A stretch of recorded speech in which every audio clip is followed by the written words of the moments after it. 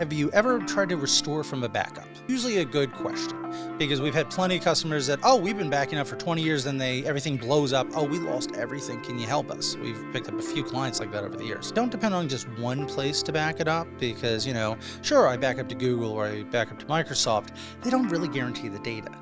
Now, God forbid you get a ransomware attack or something, everything needs to get encrypted, and Microsoft's like, good for you guys. Good luck on that. That's about the end of your support with those guys. Welcome to People at Pyramid, a weekly podcast that introduces you to your fellow Pyramid Club members. My name is Vince Quinn, the Content Studio Director, and I'm here to showcase the stories of your fellow members, explore the ways that they can help you and your network, and make it easy for you to connect. With that, let's meet our next member. My name's Fred Bender. I'm CTO of StirrData. I've been a member for a bit over 15 years. All right, so what exactly do you do with StirrData, Fred? Well, we solve complex problems, kind of an overall arching thing.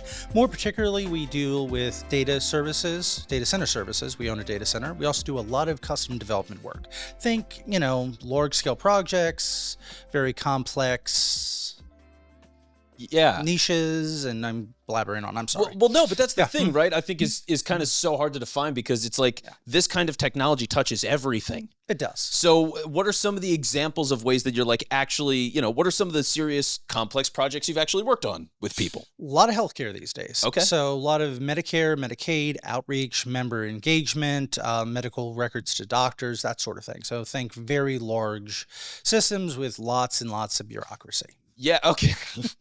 Which has to be a joy then, right? And like also the necessity of good technology practices when you're dealing with all this stuff. Like because I'm sure the information that you're handling, especially in those kinds of cases, incredibly sensitive data, and to be able to track all of that and manage it and have employees on the other end access that reasonably, I can imagine it's crazy. Oh yeah, a lot of red tape, and it's a lot of common sense things too that a lot of other companies don't necessarily do well.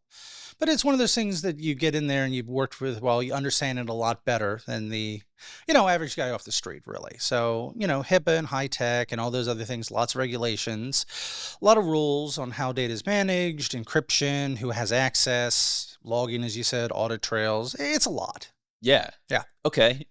What do you like doing in that space? Because that is a million different things. So like when you get assigned a project, like what gasses you up for something?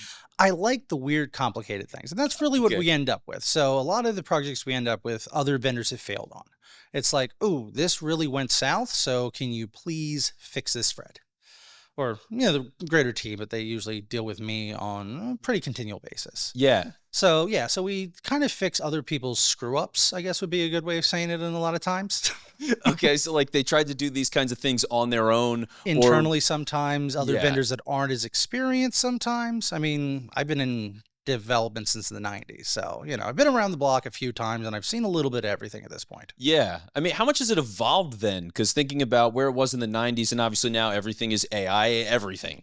A lot of AI is involved nowadays. Back in the 90s, it was not uncommon to see doctor's offices or hospitals using things called MUX units. So you would take a single dial-up, like you guys remember as AOL as a kid, with a horrible noise and everything. Getting the CDs in the mail on a cereal box or whatever. I remember the floppies, but I'm old. So you'd have a MUX unit. You would basically take a single dial-up connection and divide it 10 or 12 times for dummy terminals for office workers to use. It was slow as hell. And now everybody has pretty much fiber optics on demand. Yeah. So, it's a fun little thing. We live in the future now as a way of thinking of it. I remember a 3.5-inch floppy, or 5 1/4, I'm really old, where it would hold 360 kilobytes of information. The SD card in my pocket now holds a terabyte. So the concept of just range of scale is mind-numbing.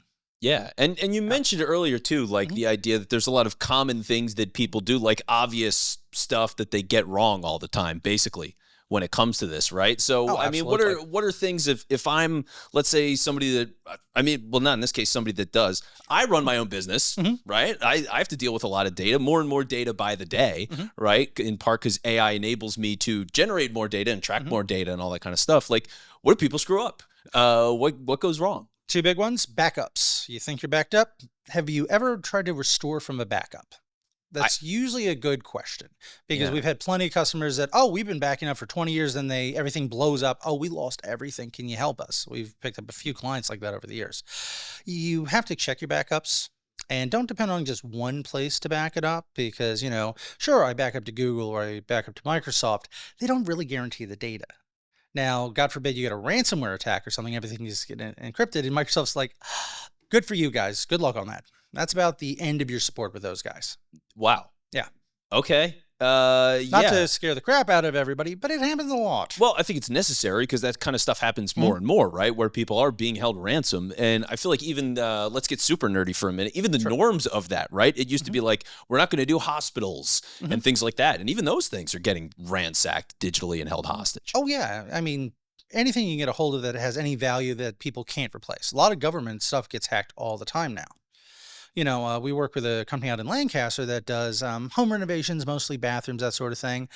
They try to apply for a new contractor license. They've been down for 3 months. Basically, your old one works until we get this ransomware sorted out. Wow. Yeah, so you see it a lot, and people in a lot of ways have become numb to it. It's almost like the odd shooting in Philadelphia. They happen every day. It's fine. It's generic until it happens to you. Then it's not so generic. Yeah, that's how it is with everything, right? It's like when you're a little kid and you're like, I couldn't possibly get hurt riding this skateboard at full speed down this very steep hill, and then half of your face is missing. You're like, oh, wow, that hurt. Yeah, I won't do that anymore. So, okay. I mean, it's just so interesting because when you're talking about technology like this, data management for all these companies, I mean, it does apply to so many different industries. And to have to untangle that knot of just like where to begin and what to prioritize, I feel like has to be an interesting challenge. It is an interesting challenge. A lot of discovery periods goes into this. That's one of the nice things is once you work with a company or an industry, you learn so much about it. So I have a creepy amount of knowledge on M&A, for example, or urban farming or, water cooler technology, just because we've had these clients in these industries over the years. And, healthcare goes without saying at this point. Yeah. So, I mean, how much do you dive in to understand those businesses, though? Like, just for you personally, your preferences. When you say you really understand the business, how deep does that go? Really goes pretty deep. So a lot of our customers never leave. I mean, my first client that I took on when I was 17, just starting college, I'm still a client. An elderly doctor in New Jersey. Wow. Runs an allergy practice. Still a client, so I can tell you creepy amounts about allergies. I can tell you about pollen counts, or how if you have a low vitamin D count, your allergies will be worse. I need some vitamin D, man. You might need some vitamin D. I've been getting crushed this week. I gotta tell you, man. Just well, on there Saturday. is a high pollen count, to be fair. Yeah. It's I'm counting all of it. One sneeze at a time. My eyes are crusting over. It's been a nightmare recently. It's been really bad. So, okay. But I totally dig that. I mean, I think part of it is I just like the perspective of actually understanding what they do. It's not just like, oh, okay, they asked me to produce a show, so I'm going to put that together. And then wherever it goes, like, I don't know. I don't care. It's not my problem. Right. I'm just like inherently curious about how those businesses work. But there is also a sense of relief, I think, for them as a client and then for me as an operator to be like, oh, no, you work with these kinds of people. These are the kinds of relationships that you want to have. This is generally your pricing model, how it's different from other people in the business, how your positioning is different. Like when you get all of that, I don't know. I guess for me, it feels more fulfilling would be the simplest way to put it. Yeah, I totally understand that. Right. You actually understand the people you're working with rather than throwing a bunch of buzzwords at them and hope it sticks and, good enough and I'm on to the next guy. Exactly. And then like from that, it's easier, I think, to make connections. Like I'm a big analogies kind of person. So this thing is like that thing and you can borrow from this industry and apply it to yours in places you didn't expect. Like the most basic example I have is when I was in radio, I had to talk for 4 hours at a time and give these opinions and convince people of what I'm saying, or at least try. And with that, I'm like, okay, well, who does that? Lawyers do that. They're making cases in court all the time to a jury of their peers. If sports radio is not a jury of your peers, I don't know what is, especially here in Philly. And then beyond that, it would be like, okay, a priest gives a sermon and has to get people to act a certain way. And like, that's kind of the goal, right? So those are the kind of references that I took and applied to radio. But I think it's the same thing when you understand, because especially when you work with all these different industries, right? It piles up over the years. You're working with pollen people and water cooler people and healthcare professionals and all this other stuff. Like it's amazing the cross reference of knowledge that you can get and like ways to implement what you do, because you just have new and unique ways to do it with all of these people when you actually try. Oh, absolutely. You do pick up a lot between industries, data management, cybersecurity, development, a lot of similar base level things. Yeah. Is there anything like just like any odd industry that you said you knew water coolers in and out? So I have to know, like, what does that mean? So before I started my own firm, so we're going back earlier 2000s, shout out to Quench out in King of Prussia. There we go. I was a consultant there with my old firm for a long time, and I helped with mergers and acquisitions on a few of their companies they bought out when they were working with Virgin and a few other hedge funds, VC kind of types. And I can tell you almost anything you can imagine about a water cooler, so how the ultraviolet works, on how it cools it, on the parts you need for it. They take a standard server plug in the back on most of them, for example. Just little random things that you kind of pick up over the years dealing with these guys, So it's fascinating, and that kind of goes across most of the industries we work with. So, yeah. Okay, so see, that's what happens when you give that little extra level of detail. You learn a lot. So, okay, I dig that. And I feel like we could keep talking in that range of things, but it's getting late early, Fred. What do you do in your free time?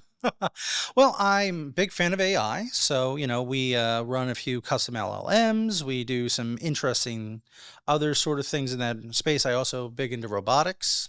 Cool. So super nerd stuff. I also like sailing and hoping to get back into fencing. Haven't done that in a while, but a little healthier these days. So, that's on my list of things to do. Yeah. With fencing, like, what is it, if you were going to a place to fence, right? Like karate, it's a dojo, things like that, right? Like, what is a fencing place called? Fencing Academy most of the time. Fencing Academy. They would call them academies a lot. Yeah. Sometimes studios. Usually there's a lot of classes involved. They're trying to get them hooked while they're young. That's the trick. So, okay. Yeah, because I don't know anything about fencing. Like, for me, right now I am like every 30-year-old white guy in America. I'm learning pickleball. So I've been on pickleball lately. Of the last couple of weeks, I've been learning to play and all the rules, and been doing that for a couple of weeks. But the only time I've seen fencing is like the Olympics, I think. Yeah, they have Olympic fencers. Right? Yeah. It's like I see it then, and then otherwise I just have no concept for how fencing actually works. Like, yeah. So you mentioned this before, so you got started in high school with fencing. I did. I was on the high school team. There's actually 3 kinds of fencing. So really, you have épée. You have foil, and you have saber. Different rules, slightly different swords, different areas you can hit the person in. Wow. Yeah. Okay. So what is the differences in the swords? Because I think that's what people are more like, tell me the different swords, So yeah, what do we got? Thickness, usually how they're blunted at the end a little bit. They're really similar, but there are slight differences. How much they bend. So in foil, you just basically use the point and you stab somebody and it bends, and that's how you score a point. Yeah. Back in my day, now they have like touch sensors and all that good stuff. Before that, you eyeballed and it was more, gentleman's agreement. I got hit, I didn't get hit. Yeah. So yeah, different parts of the body you get hit on, different you can't. So it's interesting. And what guy doesn't like sword fighting? Yeah, well, that's the thing. I feel like every kid in America, I don't care where you grew up or when you grew up or whatever, but you had a sword in your hand at some point, and it's a thrill to be swinging that thing around and like whacking your friends, and it's a lot of fun, right? So it's so cool that you've got into fencing. I just think that's such an interesting thing. Okay, well, last thing is then, Fred. So before we get out of here, what is the best way for people to get in touch with you? LinkedIn and email. I'm old school. We are working on some social media stuff. We got an employee doing that now. She's much younger than I am, so she knows what we're doing. Apparently, we're going to be doing TikTok reels or something. There you go. I'm not really following, but yeah, it sounds fine. All right, I'll watch your TikToks. Yeah, keep me posted on God that. help you. All right, well, Fred, thanks so much for being part of the show today. Well, thank you, Vince.